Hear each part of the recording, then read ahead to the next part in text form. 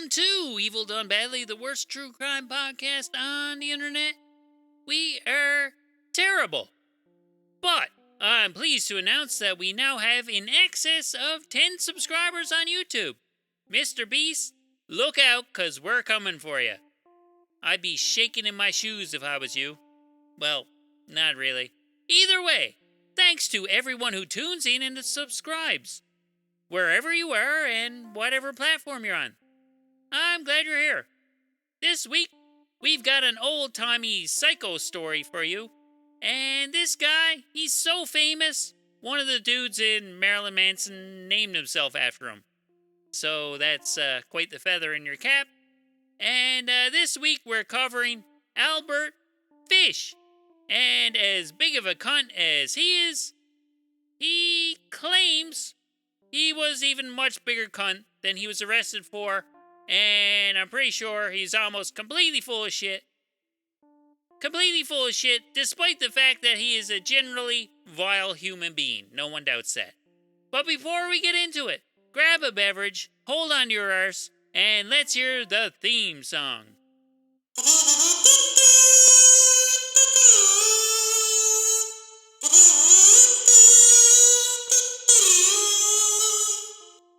This episode of Evil Done Badly is brought to you by The Reality Show. It's the reality show where you get to pitch your idea for a reality show. Take a listen to these classic ideas from their illustrious back catalog. Nerds in Prison. We take our wimpiest, dorkiest contestants and send them on a one-way trip to the world's most notorious prisons.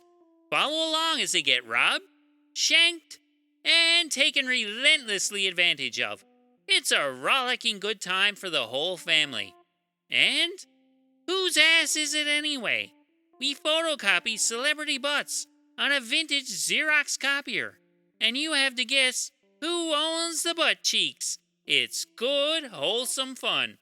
And if you haven't already, join up to the Wide World of Paranormal Investigations group on Facebook, and also the Ridiculous Thrifter group on Facebook. They're very silly groups with a ton of members, and you should be one of them. So join up today and tell all your friends. Beep, beep, beep, beep, beep. We've got an update. Our friend Gerard over at the Wide World of Paranormal Investigations would like to inform everyone that they've just blown through 15,000 followers and are getting ready to take over the planet. So you should definitely be one of them and not get left behind. Now back to the show.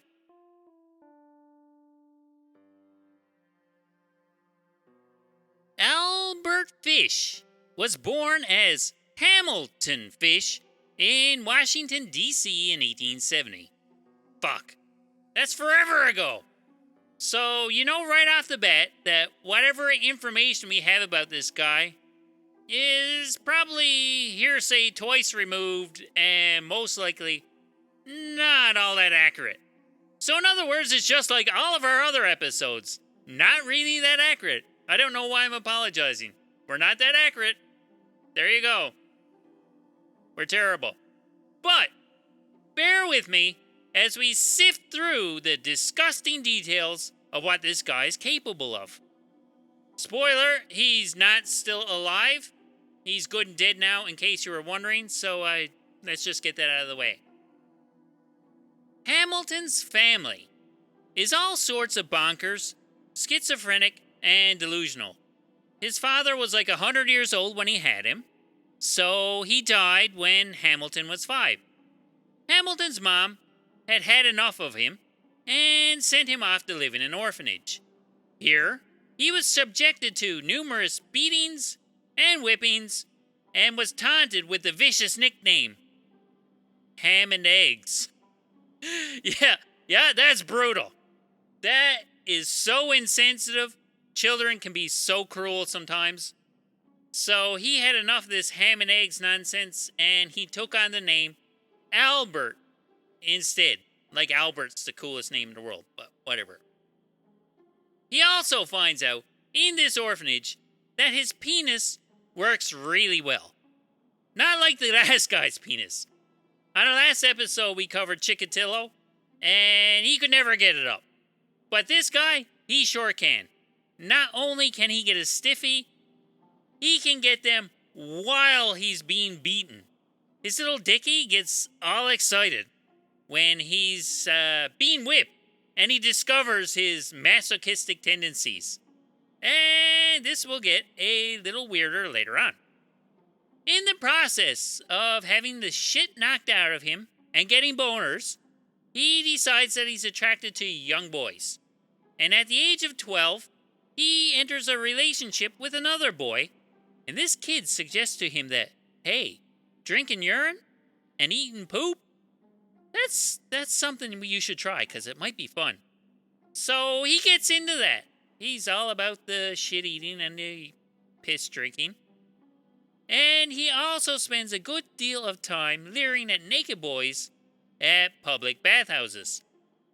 And he claims to have been a male prostitute in New York when he was around 20 years old.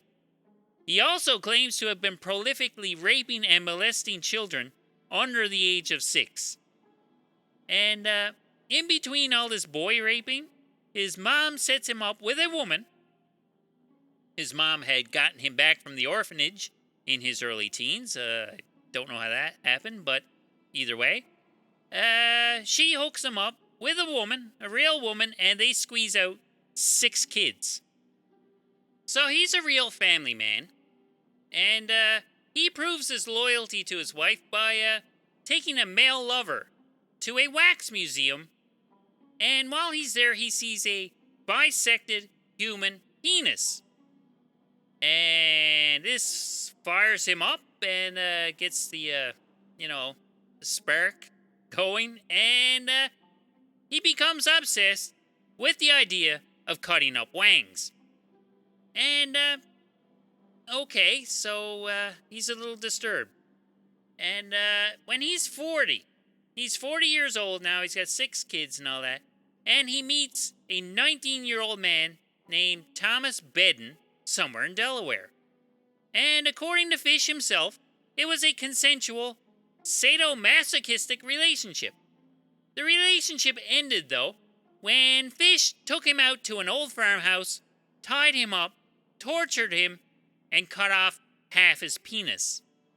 He then wrapped up what was left of poor Thomas's dick, left him $10, and took off back to New York. Hey, $10! I realized $10 back then was a sizable chunk of money, but I doubt it was a good deal for Thomas, who lost a sizable chunk of his genitalia. Now, Fishman here never bothered to find out what became of poor Thomas. I don't know if he lived or not, but I hope he's doing fine, and that makes Albert Fish a real cunt. In 1917, his wife proves her fidelity to Albert and leaves him for the handyman.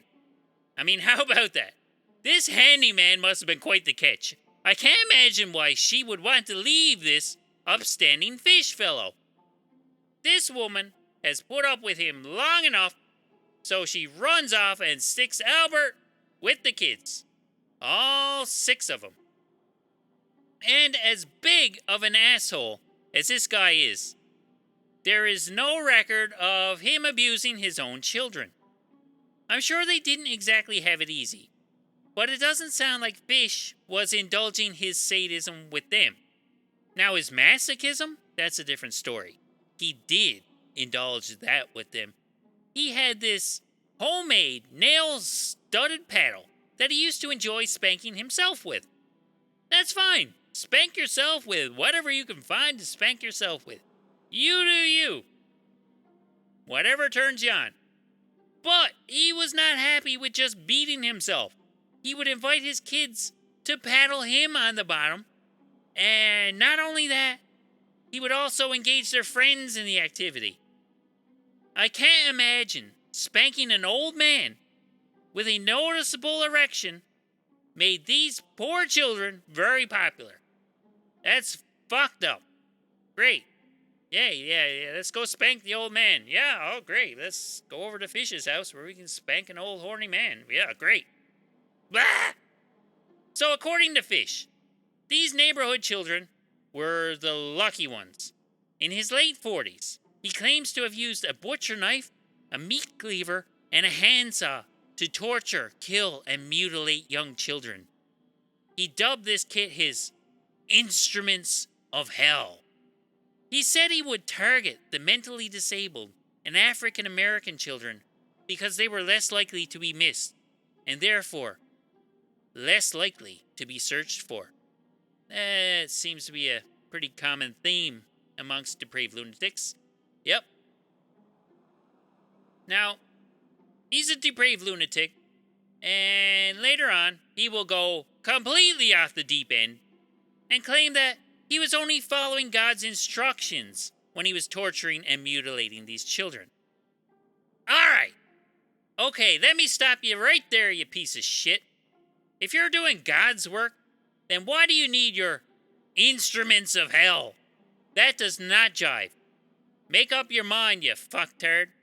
Now, if God was going to assign you this quest of torturing and abusing and castrating little children, you'd be using a kit called the Righteous Implements of Saintly Torment or something like that. I don't think that's a thing. I've never read the Bible, but I don't think the sexual torture of young children is something that is encouraged there. But I could be wrong. They were fond of sacrificing people for terrible reasons, so I don't know where they draw the line.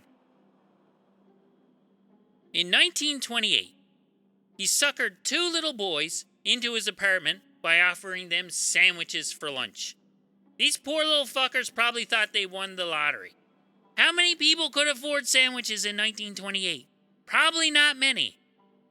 And that probably includes this Fish guy. He probably couldn't afford a sandwich either. So, these two little boys are horsing around, waiting for their lunch, and had a bit of a wrestle on Fish's bed. I mean, that's traumatic enough. I mean, yeah, that bed has to be teeming with vermins by now. And they're wrestling around, so they dislodge the mattress. And underneath the bed, they find Fish's murdering tools. These little shits get freaked out and run off down the street. Good for them. They were incredibly lucky to make it out alive. Now, they were still hungry and they didn't get any sandwiches, but at least they weren't tortured, mutilated, and killed, which is a pretty terrible price to pay for a sandwich. It goes without saying, Fish has a few weird hobbies. And one of them lands him in jail a couple of times. When he's not torturing, mutilating, or killing people, he likes to go through the want ads in the papers and write obscene letters as responses to them to unsuspecting women. He probably tells the women about how he's going to torture, mutilate, and kill them and or their children. I mean, this is how you tormented people in the olden days before phones and the internet. And I mean, I gotta say, it sounds pretty foolproof. But this guy managed to get arrested for it and sent to a mental hospital.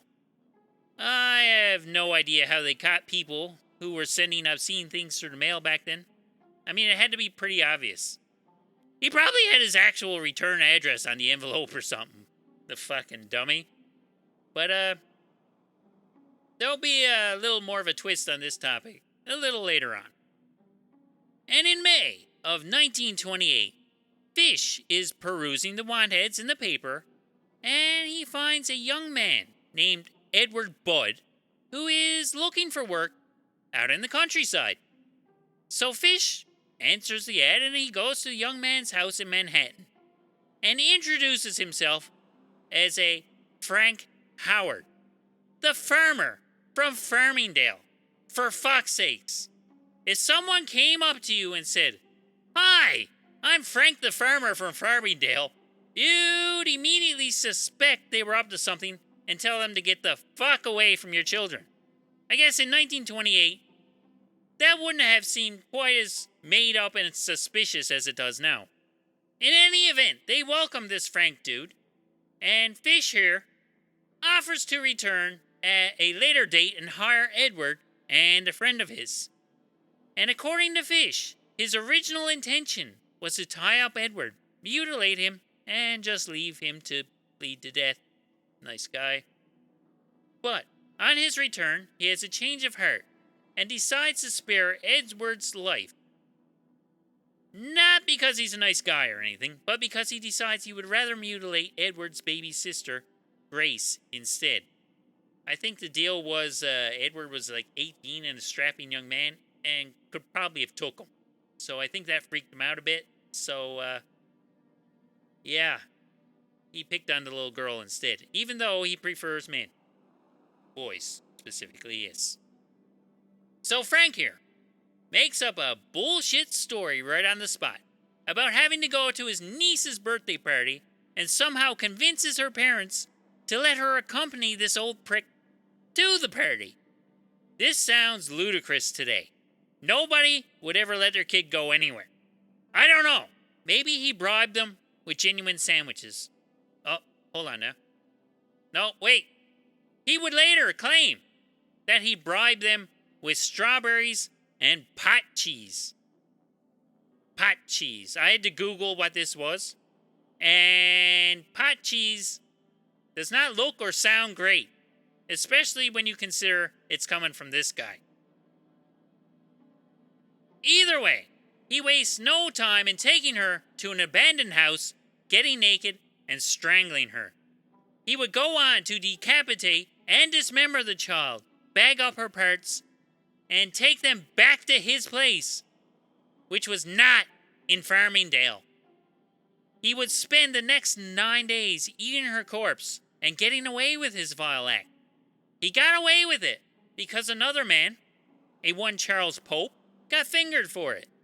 He got fingered for it because his estranged wife told the authorities that he was a scumbag of interest and needed to be looked into. He spent 108 days in jail before being found not guilty. I don't understand what the fuck is going on here. Obviously, the last person to see her was this Farmer Frank dude from Farmingdale. And this is the guy you need to be tracking down.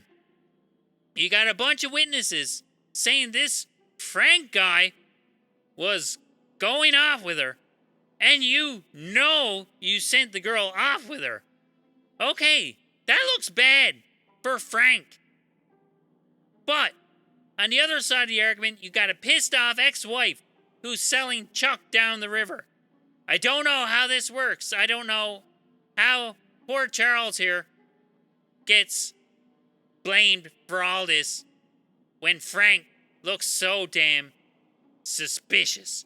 God damn it, what's wrong with y'all? Anyway,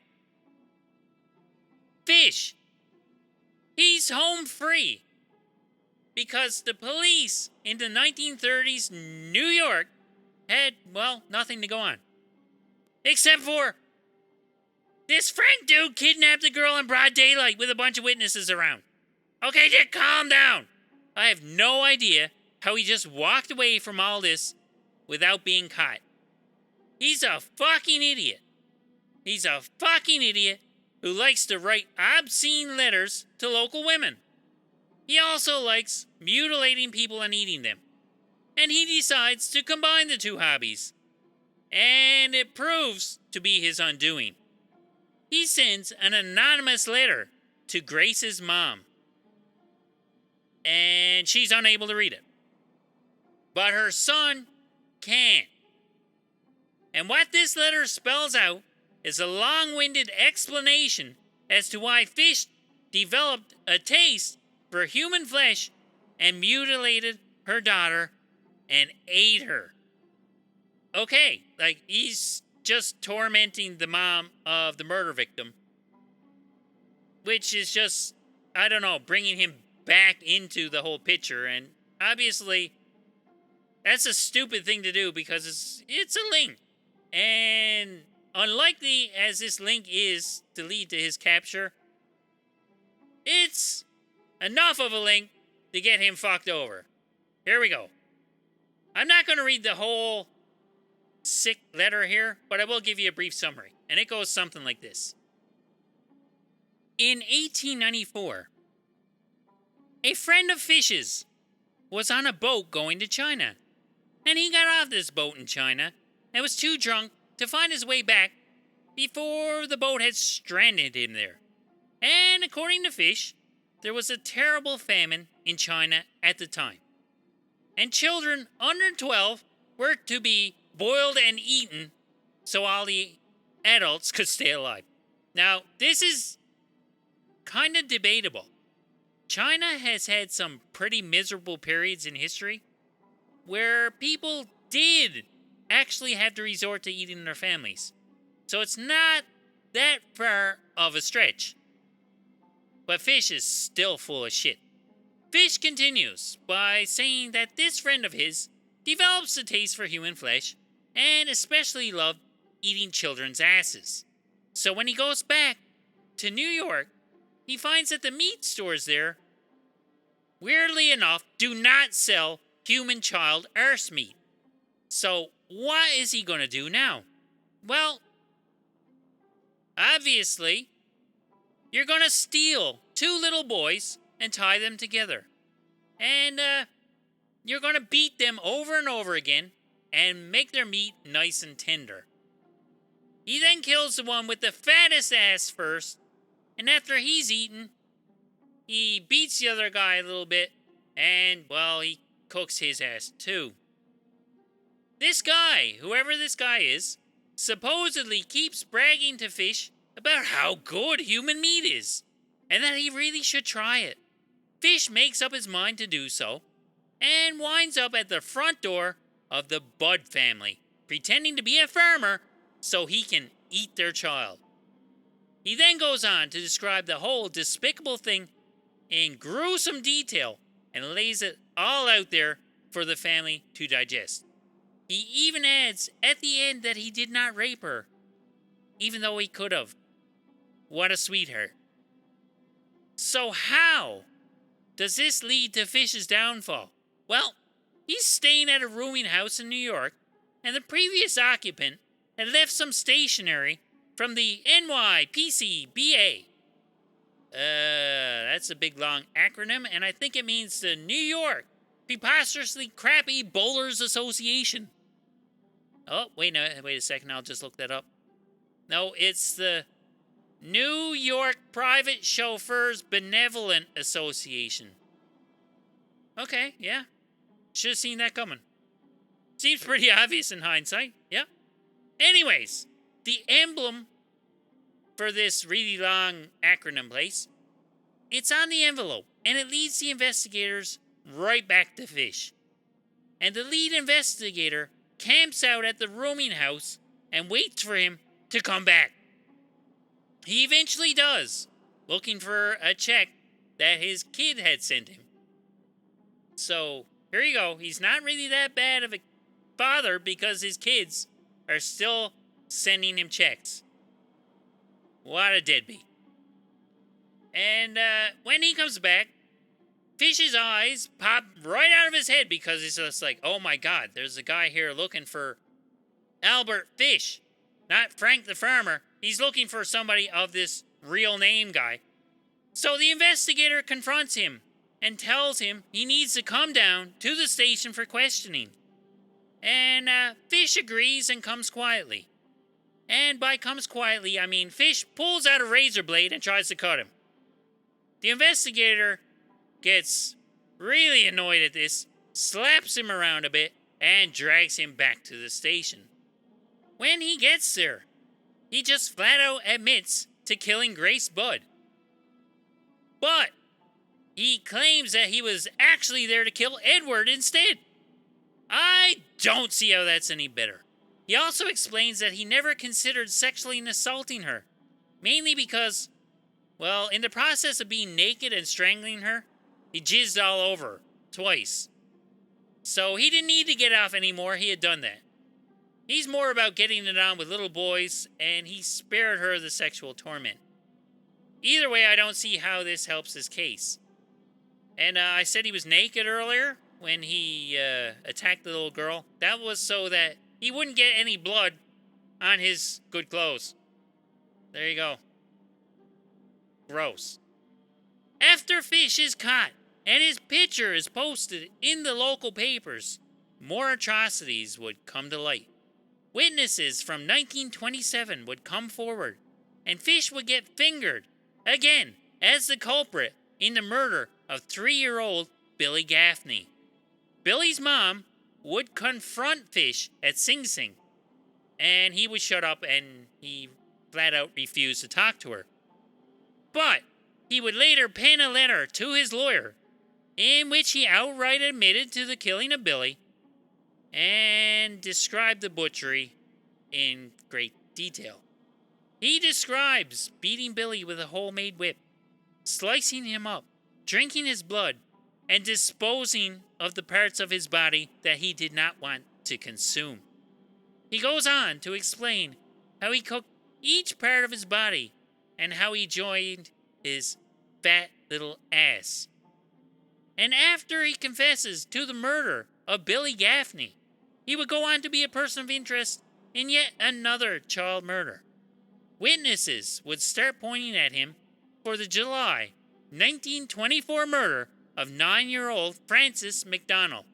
And Fish, well, why mess up a good thing? Why stop now?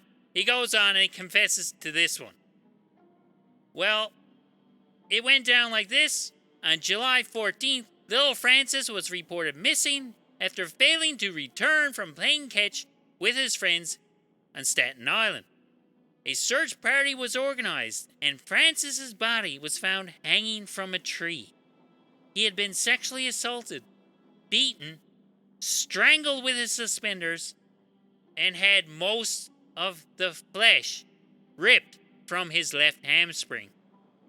Fish initially denied any involvement, but as the witnesses came forward and it became obvious that he was the gray man everyone had seen at the scene, well, he just kind of flipped over and admitted his guilt.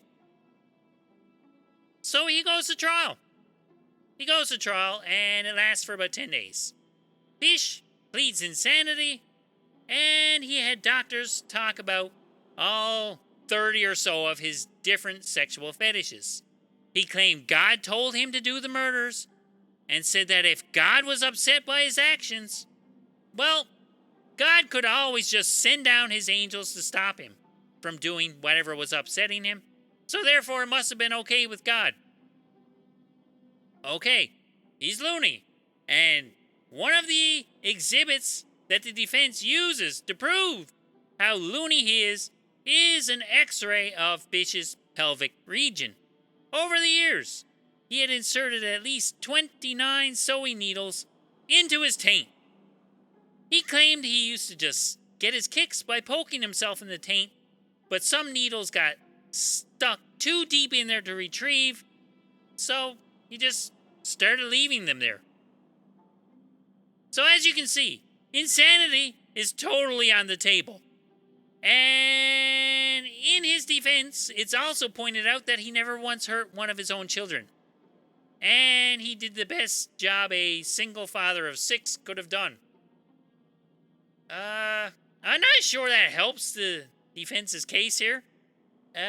Because, well, that makes him sound at least slightly coherent and less wacky.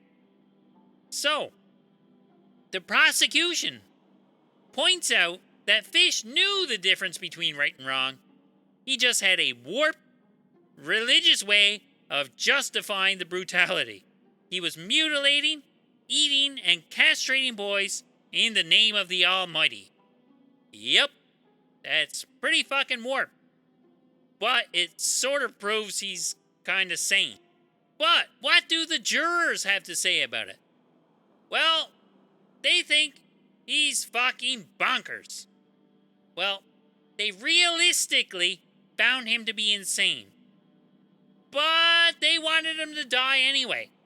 So they legally found him sane, guilty, and worthy of death. Not really sane, but, well, sir, you're good to go because we're going to fry you no matter how sane or insane you are. Doesn't matter. So, he's sentenced to death. Yay! And in January of 1936, he's electrocuted. Legend has it that it took longer than normal for him to croak because the needles inside him shagged up the electrical current. Okay. I like to think he spent his last 3 minutes in agony. So, I'm gonna go with that. And he's fried, and he's buried in some sort of prison, graveyard, unceremoniously. Yay! Get rid of him. He's admitted to 3 murders. He's suspected in about a dozen more. But he never admitted to any other particular murder while he was alive. But as a more, general type of admission, he claimed to have done at least 1 murder in each of the 23 states he spent time in. He also claims to have sexually assaulted over 100 young boys, mostly marginalized ones to avoid detection. And I think the common conception of all of this is he's killed 3 people, and realistically he's probably killed a few more, probably maybe 10, but we think he's really just kind of blowing it all out of proportion just because he figures it's cool at this point. Anyway, whatever happened, anyway this shakes out, he's one hell of a cunt, and he got what was coming to him. And there you have it.